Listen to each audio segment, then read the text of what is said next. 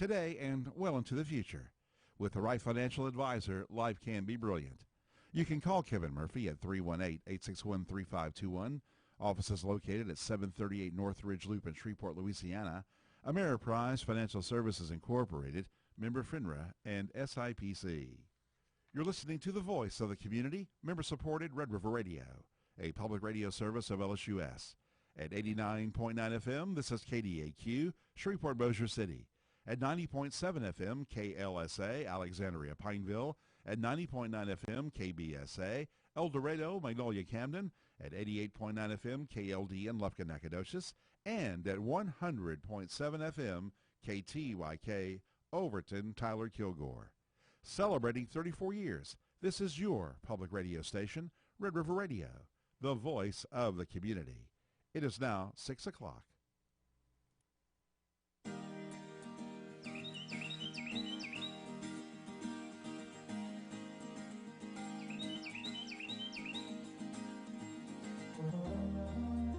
And good evening and welcome to another edition of Bird Calls from the Knoll Foundation studios here at Red River Radio. Tonight's program is made possible by the Knoll Foundation and the Community Foundation of North Louisiana. We invite you to call in with your questions about our feathered friends and the avian world at 800-552-8502. That's 800-552-8502. Cliff Shackelford is our resident ornithologist here at Red River Radio, and he's ready to answer your questions about birds tonight. Cliff is currently the statewide ornithologist for the Texas Parks and Wildlife Department, a position he has held since 1997, and he has been an avid birdwatcher for more than 30 years. He is also the first author of the book Hummingbirds of Texas, published in 2005 by Texas A&M University Press, and he has authored more than 80 publications on birds and birding, and he and his wife Julie and their 2 children live in East Texas. Cliff, thanks again for coming in all the way up from Nacogdoches and joining us here tonight. Yeah, it was a hot drive, that's for sure. I'm sure it was. Fortunately, you probably got a little AC in there. Oh, so, thank goodness. Yeah. That's a nice thing to have. Thank God for Mr. Carrier. Yes. He came through for us. Well, Cliff is our expert tonight, and again, we invite you to call in with your questions at 800-552-8502. That's 800-552-8502. And if you have a photo or a sound of a bird that you would like us to consider for future programs, please send it to my address on the web at wbeckett. That's WBECKETT at lsus.edu. That's wbeckett at lsus.edu.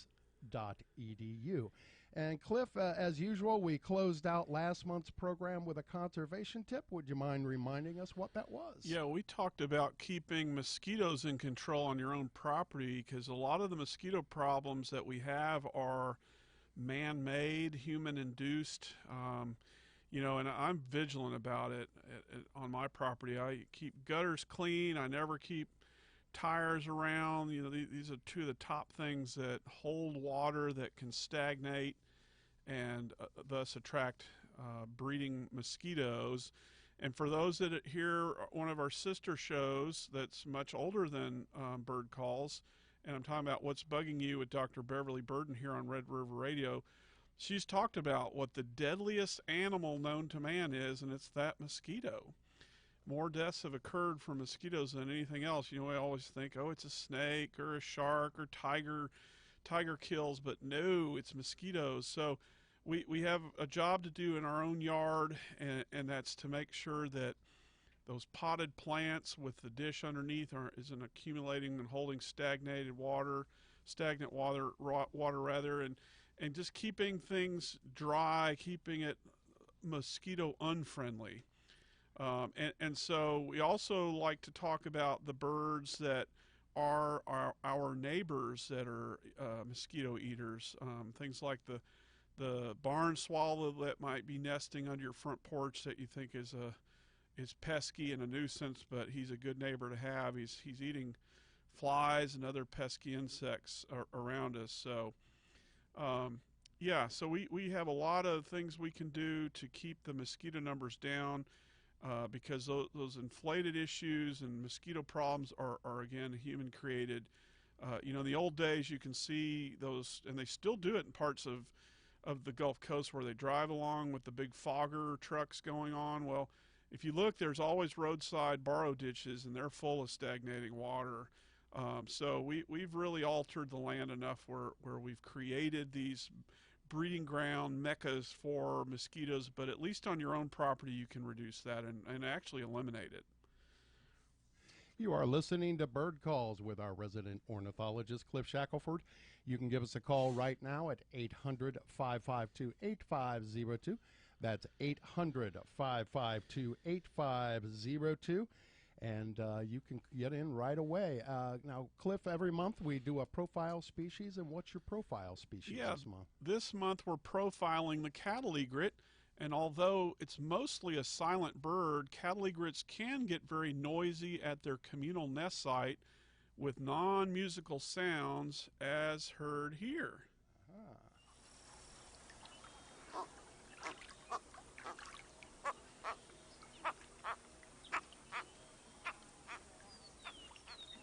Kind of a grunting sound. Mm-hmm.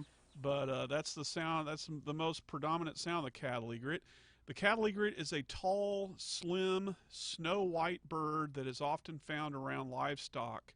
It's an old wives' tale that says these birds are picking the ticks off the hide of the cattle. Instead, these birds pounce on grasshoppers, crickets, mice, and other tasty critters found in the grass that flush when scared by the large livestock ambling across the pasture. Cattle egrets are also fond of foraging behind tractors that are cutting hay because there are lots of tasty grasshoppers and other small critters injured by the mower, making them easy pickings for the hungry egret. If you've heard of a, quote, cowbird, this is not the same critter. A cowbird is a small, all-dark member of the blackbird family. A myth that continues to circulate describes cattle egrets being brought from Africa by a wealthy rancher in Argentina, and what we see today spread from that introduction. Instead, flocks of cattle egrets have been seen repeatedly by ships out in the middle of the Atlantic Ocean on numerous occasions. In fact, the cattle egret has crossed oceans on its own to become self-introduced on several continents, including ours. It first reached the U.S. in 1942, and it was first observed in both Louisiana and Texas in 1955. In fact, the first Texas record coincided with a nearby ornithological meeting where attendees heard about the sighting and quickly jumped into their vehicles to go see the rarity because a new state record is considered exciting and special to the birding community. Nowadays, birdwatchers don't blink twice at most cattle egret sightings. Cattle egrets nest in existing multi-species heronries, which are also known as rookeries, that are also used by little blue herons, snowy egrets, and others. This means that cattle egrets don't initiate the heronry. Instead, they move in alongside the other colonial nesting water birds, and the cattle egret usually does so in tremendous numbers that have reached 15,000 pairs or more in some localities. Large colonies of cattle egrets began to erupt in the mid-1960s in Texas, but by the early 1970s, several heronries fizzled away, mostly because the bird's guano thinned or killed their nest site vegetation. This is often why some heronries move around from site to site. Although cattle egret numbers skyrocketed in their first few decades in the U.S., their numbers have been steadily and slowly declining in the last couple of decades in Texas. To see a photo snapped by James Childress of an adult cattle egret with its showy straw-colored breeding plumes, please visit the Bird Calls page at redriverradio.org. All right, and you are listening to Bird Calls with our resident ornithologist, Cliff Shackelford. You can give us a call at 800-552-8502. That's 800-552-8502. Cliff, I'm going to have you turn your headphone volume up because that's also feeding our YouTube stream right now, and I'll turn yours down over here, so we'll just counterbalance it there. And are you hearing me okay? There you go. Okay. Yeah. All right. Very good. So we have our first caller online right now, and this is Don from Well, it says intersects, so I'm not sure where that is at, Texas. And Don, you're on with Cliff. What's your question tonight? Hi, Cliff. Let's clarify where I am. I'm in Henderson, Texas, Henderson. which is in West County between Tyler, Longview, parts of that area. Great. All right. And I've been using the Merlin Bird ID from the Cornell Institute of Ornithology, which I find very useful in identifying birds. And I've done about 40 in my backyard, which has been a lot of fun to do just in the last few months.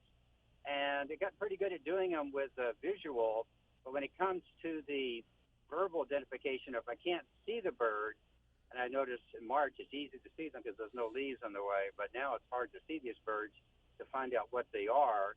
So I'm looking for an idea for how to identify a bird just by the sound if you can't see it.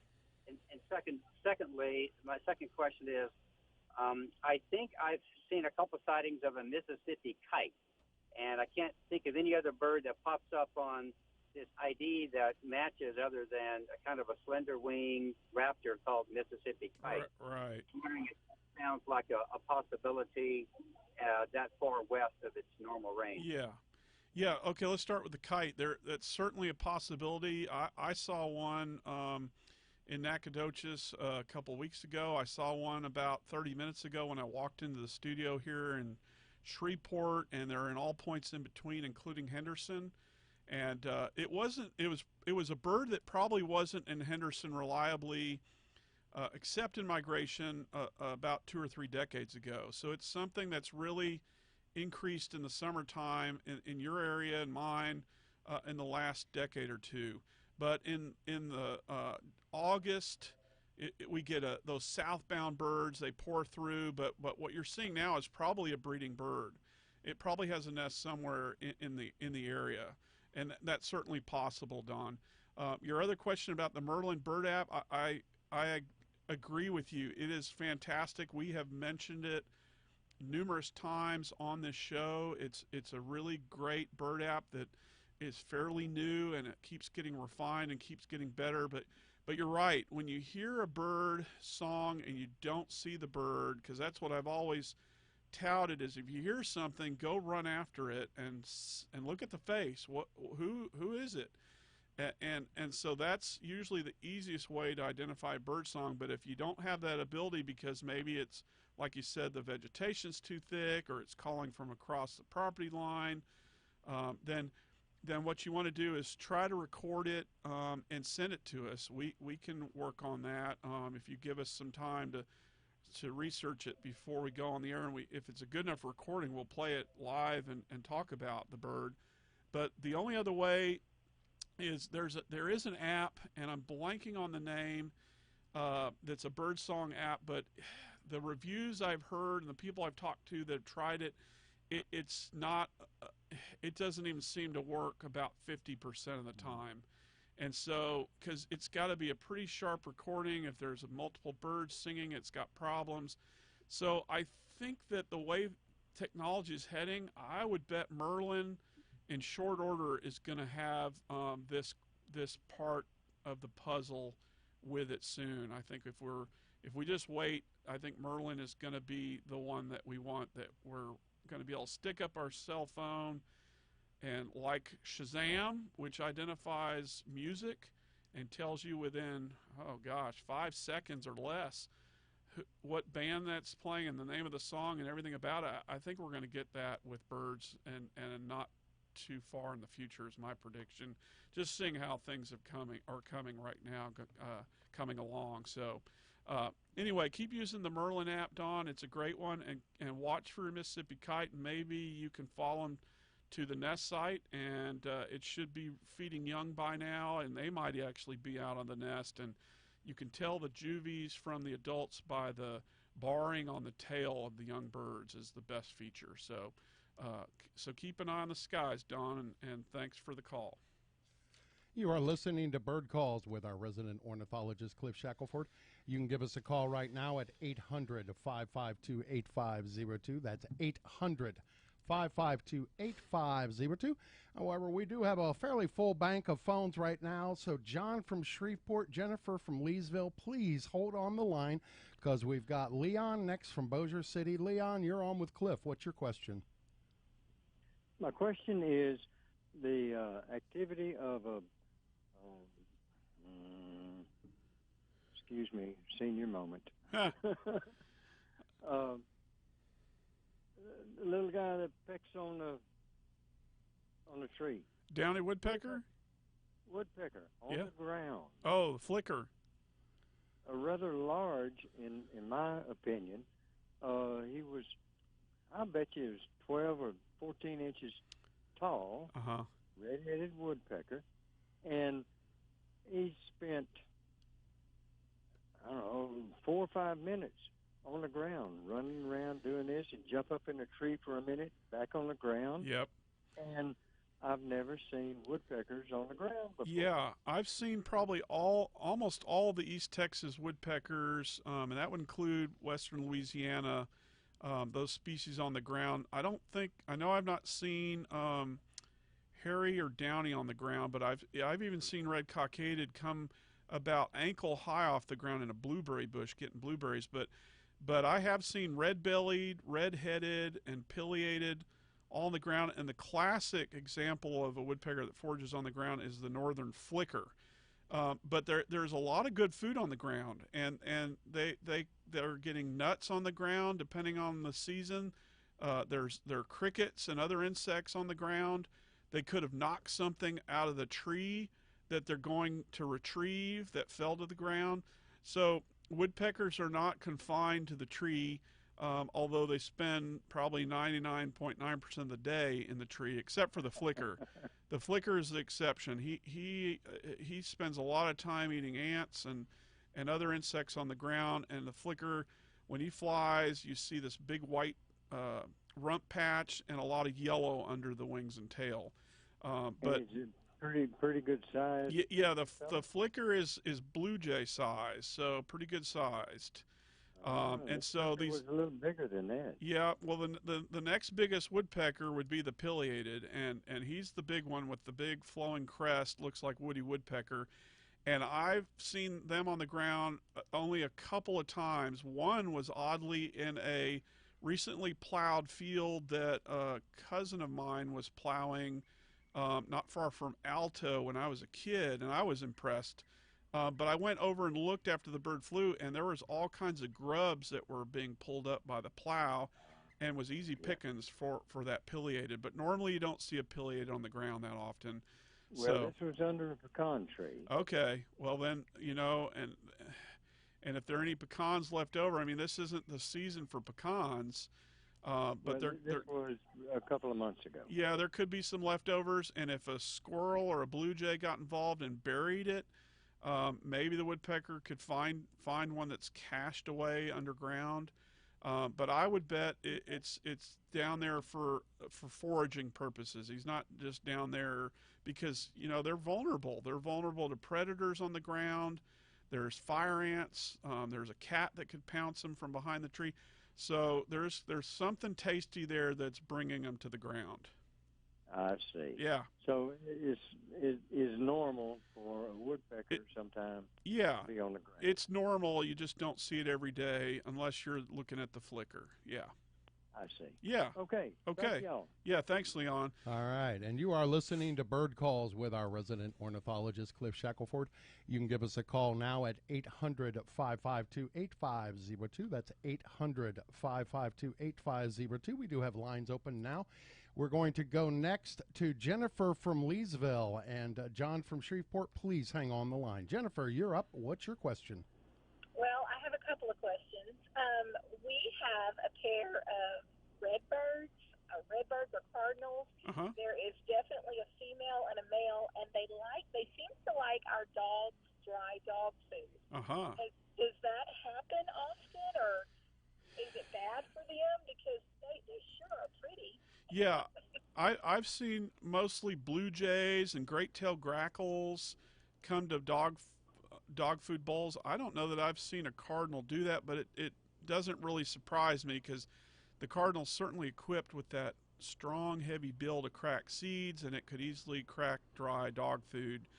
And so I've not witnessed it, but it doesn't surprise me. I've witnessed, again, blue jays and great-tailed grackles do it, and red-winged blackbirds, they'll do it too. But yeah, so I don't think it's going to hurt them at all. But Okay. I wouldn't put out extra food for the birds either in the Right. dog bowl. Absolutely. Okay, so I have two more questions, and then I'll stop. Yeah. The first question is, are there road runners in this part of the world? Because I promise you, I've seen it looks just like a little road runner going in off of our little road, and I've seen it a couple of different times. If it's not a road runner, do we have something in Louisiana that looks like a road No, runner? there are road runners here. They're very localized, and they're very recent additions, recent by probably 50 years or so, roughly.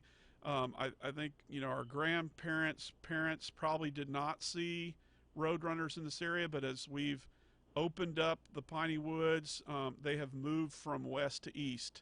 And so yes, you can definitely see a roadrunner in our area. I always really stop and pause when I see one, because I'll probably see, I don't know, 15 or 20 a year in the piney woods, but that's because I'm driving around a lot and I'm paying attention. I'm focused on birds and maybe not the traffic as much as I should be, but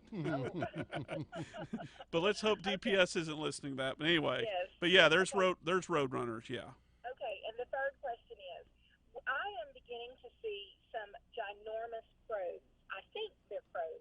Um, these are not the little crows of storybooks and scarecrows, lighting on their shoulders. These things are big. Yeah. They're not as big as buzzards. Is that normal? Are crows really supposed to be that big? They're huge. Yeah, the in the listening area in Leesville, in particular, there are no other species of larger than a crow, which are the ravens. There are no ravens, so yeah, you've got to drive about 300 something miles west of you to pick up ravens that are noticeably larger than crows. There are some fish crows in your area, not far, and they're little bitty. But other than that, if you're seeing a large corvid in your area, it's an American crow. Well, it is huge, and we're seeing a lot. I used to see the little ones, but seriously, until I got close to it, I really thought it might be a buzzard. They're kind of dealing with roadkill too. So Well, and yeah. are you not maybe black vulture? There's two species of buzzards, what we call buzzards. There's the one with the red head is the turkey vulture, and the one with the dark gray head is a black vulture. And if you're driving along the road, it can look maybe like a big giant crow. But it's just got a beady head to it, though. That's the thing. It doesn't have a feathered head. The bill's wrong, but he's big and black. Okay, well, I'll look. Maybe he is a buzzard, but Yeah. I really thought he was a crow. Okay, thank you so much. Yeah, thanks, Have a good Jennifer. afternoon. Thank Okay, you. Bye-bye. You are listening to Bird Calls with our resident ornithologist, Cliff Shackelford, and all lines are open right now, so you can get right in at 800-552-8502. That's 800-552-8502. John, you were up next, so if you want to call back right now, you'll get right in. And in the meantime, we get a lot of questions online, and one of them is about how human impact over the years has changed the bird or ornithological landscape in our area. You just mentioned one, bringing in the roadrunners from west as we open it up. What are some of the other, drastic impacts that we have that are actually destroying our bird species? Well, let's talk about, I guess you could call them more positive, cheery things. Just think about our overpasses, our highway overpasses, and all these little birds that make nests out of mud. We've got cliff and barn swallows, and then the cave swallow, a third species, is expanding. So those highways and actually culverts too, we've created those as good nesting sites for all those swallows I mentioned. So yeah, the roadrunners have moved in. The coyote has also moved in from the west. This would have been red wolf country a century ago. It was a forest canid that is gone, and coyotes have moved in. But we could spend an hour. It's a great question, but we could spend an hour on the changes that are, to me, depressing. things that used to be here that aren't any longer. Carolina parakeet, passenger pigeon, ivory-billed woodpecker, to name a few. And then, things that have moved in that weren't here 50 to 100 years ago. Great-tailed grackle, European starling, house sparrow. All these are recent additions. Some got here on their own. Some were brought here. But I think, in this area where timber industry is the big industry, that's where I think most of the change has really happened. And where we leave those trees to grow to maturity and not cut them down in a short rotation type of forest management, I think that's where we get the biggest change. Is we don't have a lot of the species that require the big giant trees that are reaching maturity. They're cut when they're way too young for forest products. I understand people need to make a living, but you can make a lot of money by leaving your timber longer and waiting till they're a lot older, and thus giving birds more time in the forest with those bigger trees instead of coming every 30, 40 years and cutting them in what we call short rotation.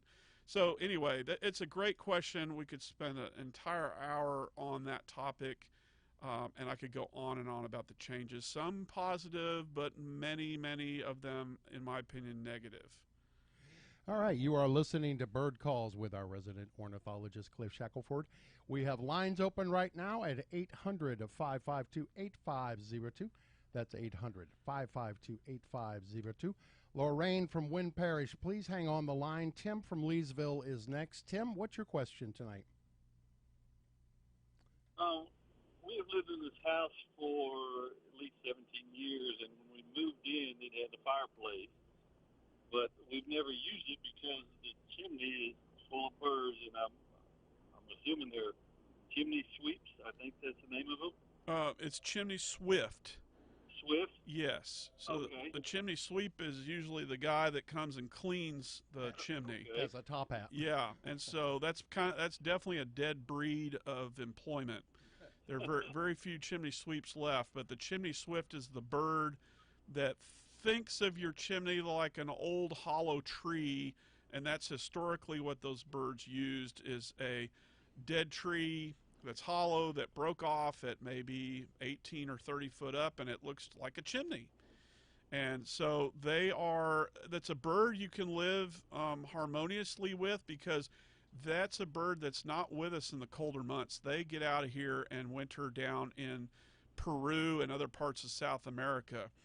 So in the warmer months, we don't need the fireplace, so you can close your damper and let them have it. And they'll build a nest inside with saliva and sticks. They use the saliva as like sticky glue to adhere to the brick, and they'll raise their young, and they're good neighbors to have. They're eating a lot of these pesky insects that we have in our yards, and they're keeping the airways clean. So that's the chimney swift. Well, I'm wondering how big of a mess I have in there since they've been there for 15 years and I don't use that fireplace. Is it totally clogged up with, their homes? Yes? Probably not. I mean, they don't nest in these big colonies, so it's probably been one nest a year. That nest probably falls down before the next breeding season. So there might be a couple of piles of, sticks that have rotted, and the saliva's dried up, and it would be like maybe wadded up the size of a golf ball, and not very big. And if you've had 10 years of it and they've nested every year, I bet that nest from 10 years ago is probably vaporized, and there's probably not much left. But the only way to tell is to get up under there, or open the damper. Don't put your head under it. Open the damper and use a mirror, or use your cell phone, and use the camera function where you can look at the screen. What is that called? Where the self picture? Reverse, yeah. The reverse. I've done that before. To get in the back of my refrigerator, I needed to see what was back there, and I used that function on my phone. It worked great. So you could do the same. But I wouldn't look at it as that it would be like a big mess up there of stuff that is going to make you sick and die. It's not going to be like that. But it's something that you'd probably want to clean after 10 years. But to me, it'd be worth it if these guys are, as our neighbors, are doing their service for free, and that's keeping our airways a little cleaner of insects. Then that to me is worth it. So Tim, I think you got a little homework, because I don't think there's going to be many chimney sweeps you're going to find in the phone book, but I might be wrong. But if you do find one, call him or her up and get them on it. Mm-hmm. They are definitely going to be the ones that are going to get the caked on soot on the sides of your chimneys and clean that up too, because that was their big job, was cleaning the inches of soot buildup, because that would catch fire and would sometimes burn the whole house down. So in the good old days, when 100% of your heat and cooking was in the fireplace, that was a big deal. That was a big issue. But since air conditioning and central heat and air, and even gas heaters, we don't use the chimneys like we do, and we certainly don't cook. I don't know anybody that cooks from the chimney anymore, like you see on Harry Potter movies and on the big screen. But I guess that would be kind of fun. Go to someone's house that has a pot churning and it looks like somebody's cooking some gruel or something. But anyway, I hope that answers your question, Tim. Sure, thank you. Yeah, thank you. You are listening to Bird Calls with our resident ornithologist, Cliff Shackelford, and you can get in now at 800-552-8502. That's 800-552-8502. I know for my apartment complex, they hire a chimney sweep company to come around, as a safety factor. And whether you use the fireplace or not, they give it a good scrub down. So there's somebody out there still doing it. Good. That's great. It's an interesting occupation. Yeah. And we're going to go next. We've got a couple of callers online. Michael, please stay on the line. And also Bob from Natchitoches, please stay on the line. Lorraine from Wynn Parish is next. Lorraine, what's your question tonight? My question is about house finches. We have had a fairly reliable colony of house finches for the last 15 or so years, and this year we have had practically nothing. And I'm just wondering if the problem we had last fall is the result, is resulting from that, because there for a while in October and November, the birds seemed to be having trouble getting off the ground, and our dog thought they were toys, and she must have killed 5 or 6. But this spring we have had maybe 3 house finches out of the 15 or 20 that we had been having. Have they had some kind of a virus or something going on around them? I mean, house finches have what's called the house finch disease. People will see them at their feeders often with these growths crusting over their eyes, and it seems to be just predominantly house finches. But no, I've not heard of any big crash in house finch population in our area. But I can say that that's a bird in my area, and probably at your same latitude, we didn't have till the late 80s, early 90s. And what typically happens with birds that colonize, you'll see just a skyrocket. The numbers jump up and they just explode, but that doesn't last forever. And there seems to be a leveling out, and I think we've seen that with house finches. And then sometimes you'll see a lot of these critters, the same critter we're talking about, it'll just crash. And the species I profiled, the cattle egret, is a great example. I mentioned that during that profile earlier, that until 1955 we didn't have any in Louisiana and Texas, and then by the mid-60s they were skyrocketing, and if you look now, their numbers are slowly and steadily declining. That doesn't mean they're going to zero. It just means that skyrocketing trend, like a skyrocketing trend of on the stock market that just crashes, is normal. And so I think maybe we might be seeing that with house finch, although I don't have any data to support that. So I don't know, Lorraine, if house finch numbers are hurting or not. Well, I miss them because they are they go in such groups, you see, and they sit around and they chat and they gossip and they eat Right. and I miss them when they're not here. Yeah, I'm trying to think if we've seen house finches much lately in our yard. I definitely listen for that one, and I hear them all over town. But again, in my town, we didn't have them until about 1989, if I recall correctly. So it was definitely not there in 1985, and I bet you in Wynn Parish as well. So it's a recent arrival. I think it is a great bird. They are fun to watch, but I don't know what's going on with your birds in particular, Lorraine. I'm sorry. Well, I hope they show up. Yeah. I hope they aren't gone totally because Yeah. they are really nice little birds. That's right. That's right. Okay. Well, thanks for the call, Lorraine. And you are listening to Bird Calls with our resident ornithologist, Cliff Shackelford. You can give us a call at 800-552-8502. That's 800-552-8502. And we're going to go next to Bob from Natchitoches. Bob, you're on with Cliff. What's your question? Hey, Cliff. Hey, Bob.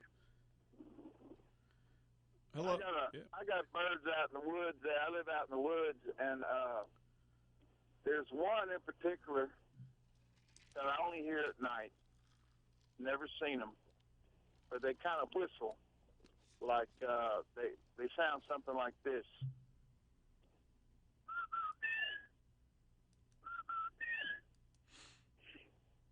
Huh. And then they'll go. Well, and it's very loud, but I've never seen it. I just wonder what that could be. Well, Bill's pulled up the Chuck Will's Widow. That's. Let's start with that one. Is that your bird there? Yeah, that's it. Yeah. That's it. Yeah, and it's called the Chuck Will's Widow. A lot of people incorrectly call them whippoorwills. That's what I thought it might have been, whippoorwill. Yeah, and so we have whippoorwills that only migrate through East Texas and Western Louisiana in a short window. And here's the whippoorwill playing. No, it's the first one again. Yeah, no one's hearing this bird we're playing in the hot summer months of June and July. Or even May. So that bird is a Chuck Will's Widow. Let's do it one more time, Bill. All and right. that's probably your bird, Bob. And it's a what? A Chuck? Chuck Will's Widow, and that's onomatopoeic. It's a name that is transcribed from what they sound like. Another one is Bob White. Sounds like he's saying Bob White. Killdeer. So Chuck Will's Widow. Sounds like he's saying Chuck Will's Widow. I'm sorry? I only hear him at night. Yeah, he's a nocturnal bird. He sleeps in the day. Never see it. Is it big, small? He's pretty large. He's not as big as a crow. He's not as big as a pileated woodpecker, but he's bigger than a blue jay. And you won't see him. He's going to be hard to see. The only time I ever see him is drive around country roads, and they'll fly up out off the road. They've got orangish colored eyes in the headlights. Oh, how about that? But Do they eat tomatoes? They eat insects. They're real big moth eaters. All right, well, the crows are getting my tomatoes. Oh, yeah, no, the Chuck Will's Widow isn't the one. It's and there's everybody wants to eat tomatoes. I've got a motion detector out there now that's scaring them off. So. Oh, good. Okay. Well, great. Well, hey, thanks a lot. Okay, Cliff. Bob. Thank you. You bet. You are listening to Bird Calls with our resident ornithologist, Cliff Shackelford. You can give us a call now at 800-552-8502. That's 800-552-8502. Ken from North Caddo, please hang on the line because we've got Michael right before you. Michael, what's your question tonight? Hello, Michael? Okay, well, we don't have Michael, so hello, can you hear me? Yeah, this is Ken. I can hear you. Oh, okay, Tim. Tim, what's your Ken. question tonight? Ken. Ken. Okay, Ken. Okay, I'm now going over Cross Lake, but I was on I-49 just south of exit 231. I think it's 12-mile bayou. Anyway, it's a bayou, and I saw 5 or 6 tall, elegant wading birds. What do you think they are? What color?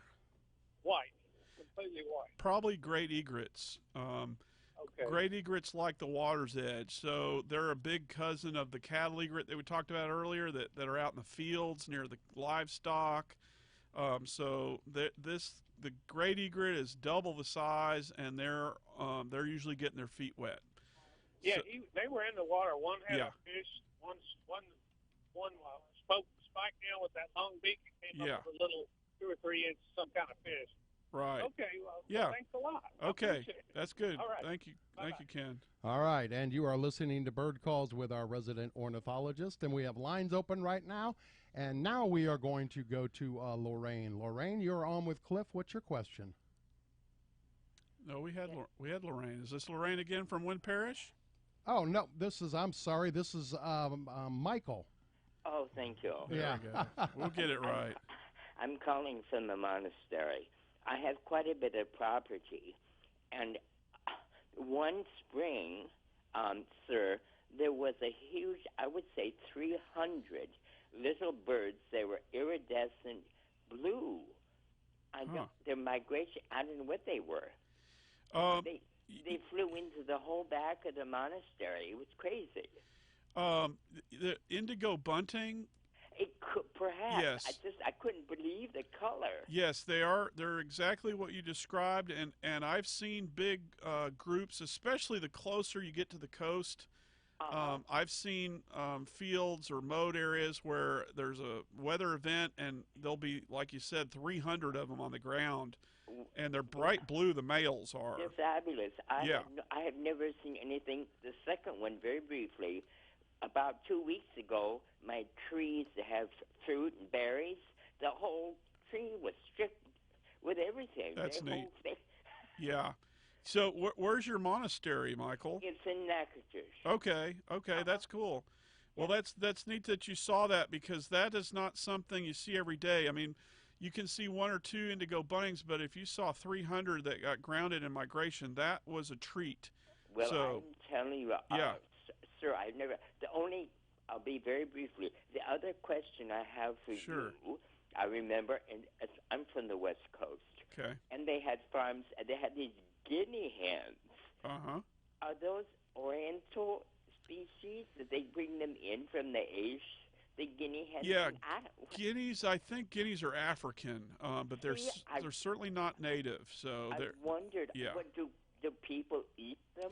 No, they keep them for like a barking dog, because guinea hens don't like something out of place, and a different truck or someone walking down the driveway, they will start hollering, and then that alerts the homeowner to just like with a barking dog of what's going on. Well, I stayed in the house. I was afraid as a child. I saw these things walking around here.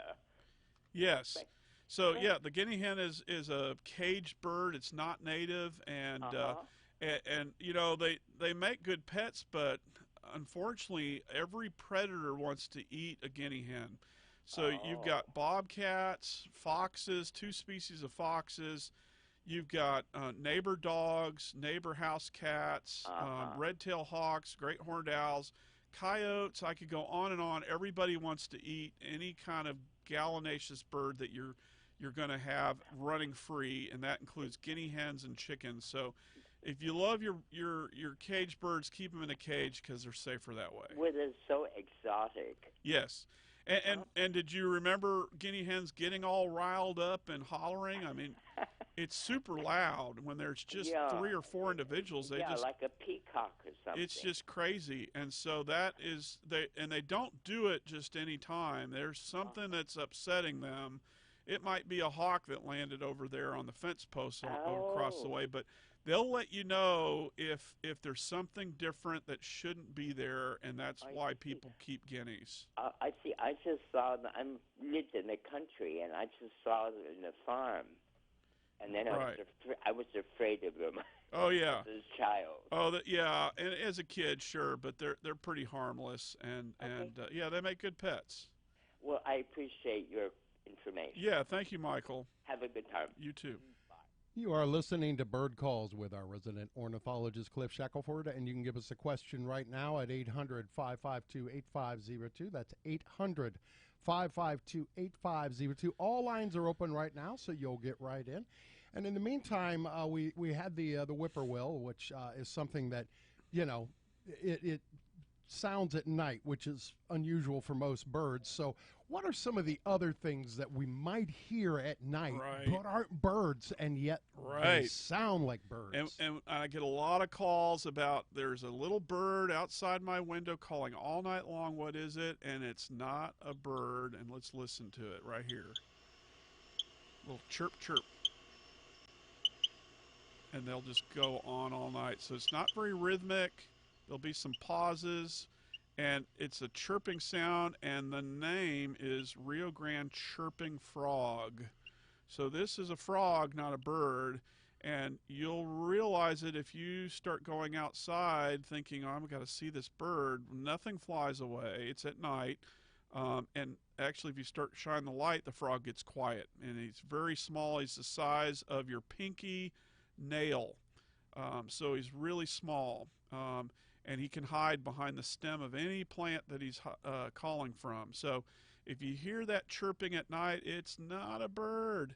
And it's a fairly recent addition to our listening area. That one is moved in probably by potted plants that we bring in big truckloads and sell them at stores, and then we take them home. And you didn't know that there was a chirping frog in it. So chirping frogs are all over our listening area now, and they weren't a couple decades ago. Are there any other frogs that we might mistake at night? Yeah, the gray tree frog, and we have that one. We've covered all these. It's always good to discuss this stuff. And these are gray tree frogs that are very bird-like. So, yeah, if you look in the tree for a bird, you're never going to see one. Or maybe by coincidence something will fly out, but those are frogs up in the trees, not birds.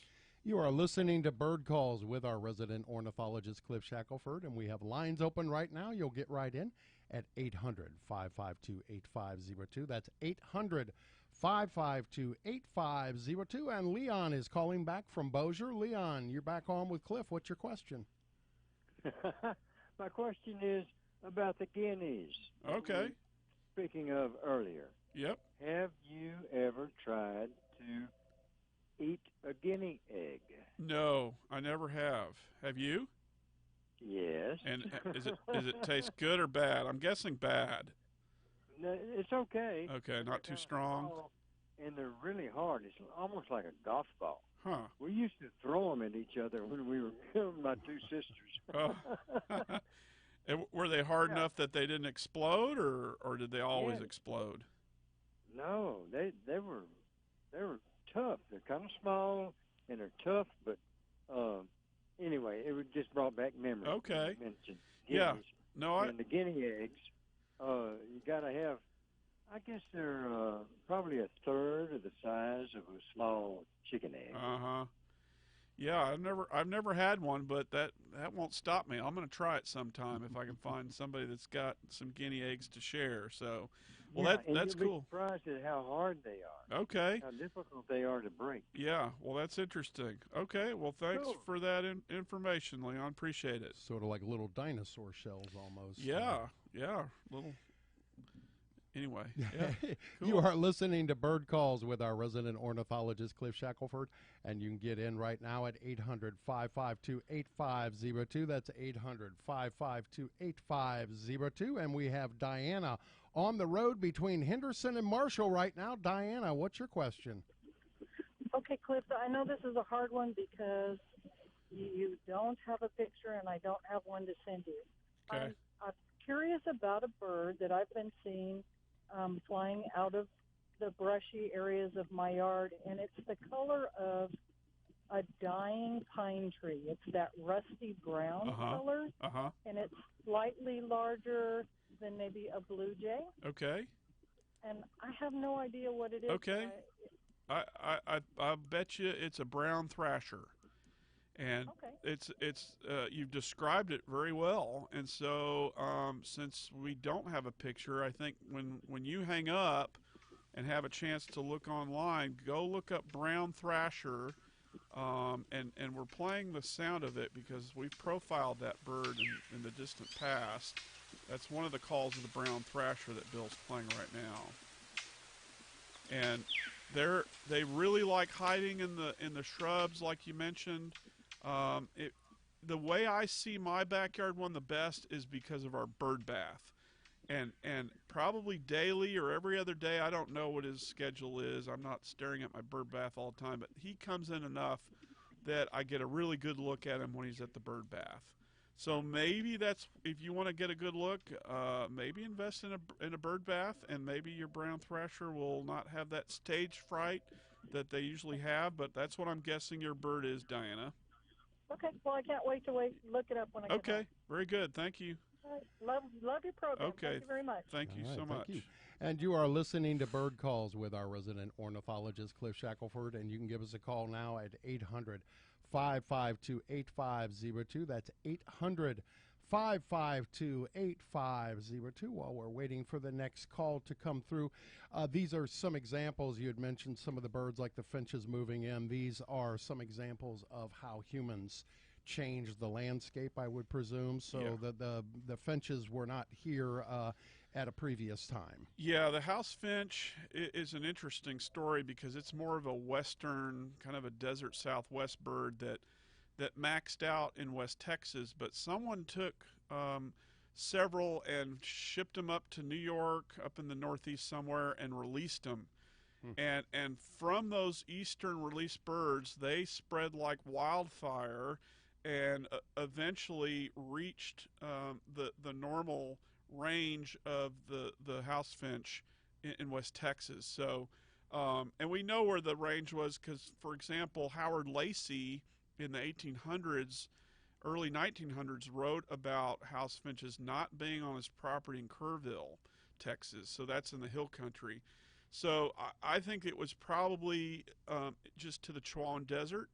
And so that would be maybe as far east as Sonora, Ozona, if you look at a map of Texas, West Texas, probably out to there. And so these birds that, like Lorraine was talking about earlier, those are all progeny of these released birds out in the east 100 years ago. Yeah. All right. And we've got callers on the line. We're going to go next to Jim from Shreveport and Pamela from Alexandria. Please hang on the line. Eric from Pollock is up next. Eric, what's your question? Oh, yeah. I live over there, of course, that's at Pollock, which is central Louisiana. I got these red-headed woodpeckers that used to be kind of rare, it seems, but now I'm seeing a whole lot of them this year. I was just wondering if maybe there was something climate-wise in that area that you know of that maybe has caused there to be increase, or it's just a cool phenomenon. Yeah, I think there's a lot of things going on with red-headed woodpecker. I think the biggest thing is they're pretty showy, so they're easily detectable. They're noisy when they fly by. I mean, that is the most starch white, crisp feathering you've ever seen. But in the last 40 years, that bird has declined considerably. So I don't know if we're seeing some benefit, but they do pretty well in urban settings because our trees have matured and they don't like dense forests in the breeding season. They kind of like it more open, like what you'd have in a lawn setting. So they do well in urban settings. They're good. They do good on golf courses, older neighborhoods, and so forth. Out in the country, similar setting. If you've got big woods where it's fairly open, and the wintertime they switch to typically dense bottomland hardwood forests full of acorn-giving water oaks, willow oaks, and the like. So they do a little bit of habitat switching, but But I don't know if I've seen an increase. I just know that when there's a red-headed woodpecker around, I'm going to either see it or hear it because they're super noisy, and that white is just super contrasting on the rest of the bird that's black and red. So I think they're just really detectable. They're on telephone poles, they're on dead limbs, they're really showy and easy to see versus the last caller. Diana talked about, I think, one of the biggest skulkers of them all, the brown thrasher. It's a large bird that has tremendous stage fright most of the time. They'll sometimes run out the mowed lawn, but boy, they're quick to run back in the shrub as if, someone's going to spot them. But a red-headed woodpecker is showy. He's out there in the sunny spot of that telephone pole and showing off. So I just think that they're just a very detectable bird. Fair enough, then, yeah. Man. Thank you. Okay, thanks, Eric. All right, and we've got 2 callers online, so we're going to get to those as quickly as possible. Jim from Shreveport, you're up next. What's your question? Yeah, a bird I used to hear a lot at night was nighthawks. I don't hear too many of those anymore. Yeah, there is a definite decline in nighthawks and a lot of the aerial insectivores. It's a variety of things.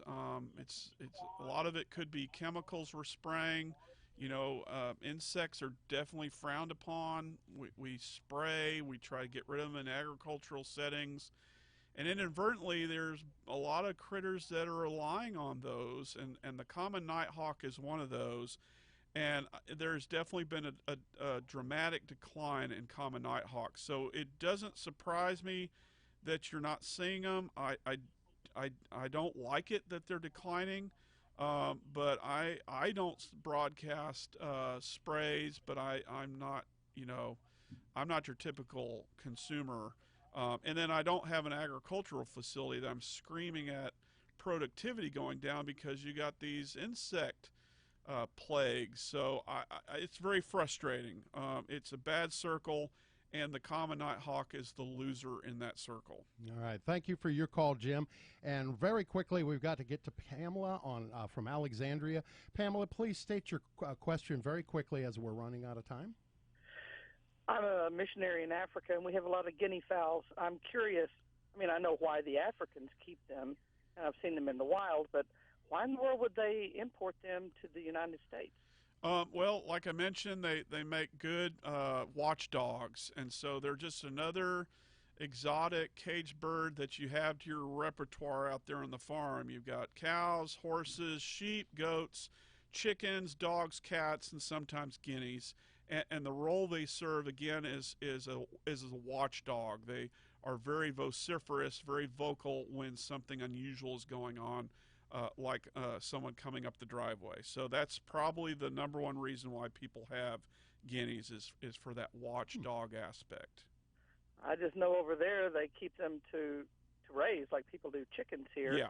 And then, of course, they're out in the Perini, out in the Serengeti, places like that, by the droves. Yeah, and it's more of an arid land bird, so it can handle that, whereas our chickens came from Southeast Asia, and they were a forest bird, and they did better in a wet climate that was shaded, so that they wouldn't do well in Africa. All right, and that wraps it up for this edition. Cliff, as usual, you give us a conservation tip at the end of every show, and what do you have for this month? This month we're going to talk about saving green space. Did you ever catch yourself in calm reflection while staring at your backyard trees, flowers, or other greenery? How about the same while staring at the side of a neighbor's house or building? Nope, it's not the same. Humans benefit from open green space, and as our cities grow, we need more of it whether we know it or not. Parks and open space are economic engines that can boost adjacent home prices anywhere from 8 to 20%, according to one study. Residences next to a larger and longer green belt area, which is great for birding, hiking, and biking, saw a 32% increase in home value on average, according to another study. Many people are willing to pay more to be near or next to open space, as most importantly, it boosts quality of life by giving more space for exercise, peace, solitude, and a place for reflection and relaxation. You'll feel better with more green space in your daily life, plus it'll give our birds more area to inhabit. Work with your city planners, urban developers, and government officials to increase parkland in your community. Do it not only for yourself, but do it for the birds. All right. Thank you again, Cliff, for coming up and being our resident expert. Great. Thanks. You've been listening to Bird Calls with Cliff Shackelford, our resident ornithologist at Red River Radio and the state ornithologist for the Texas Parks and Wildlife Department. And we'd like to thank everybody at Texas Parks and Wildlife Department for their help with this program. Tonight's program is made possible by the Knoll Foundation and the Community Foundation of North Louisiana. Our producers for this program were Bill Beckett and Cliff Shackelford, with help from Julie Shackelford, Sheila Lawrence, and Tim Schnell tonight, as well as Wally Derleth. The sound files for tonight's profiled species were from xenocanto.org and recorded by Paul Marvin, and this month's bird photos and the Bird Calls page were snapped by James Childress. The audio for tonight's program will be up in a few hours at redriverradio.org. And remember to join us next time for the next installment of Bird Calls on August 13th. That's coming up next month, and next week will be What's Bugging You. This is Bird Calls from Red River Radio, and we are KDAQ, Shreveport, Bossier City, KLSA, Alexandria, Pineville, KBSA, El Dorado, Camden, Magnolia, KLDN, Lufkin, Nacogdoches, and KTYK, Overton, Tyler, Gilmore. Wait, you're listening? Okay.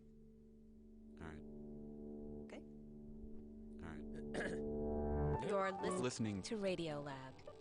Radio Lab. From WNYC. Yep.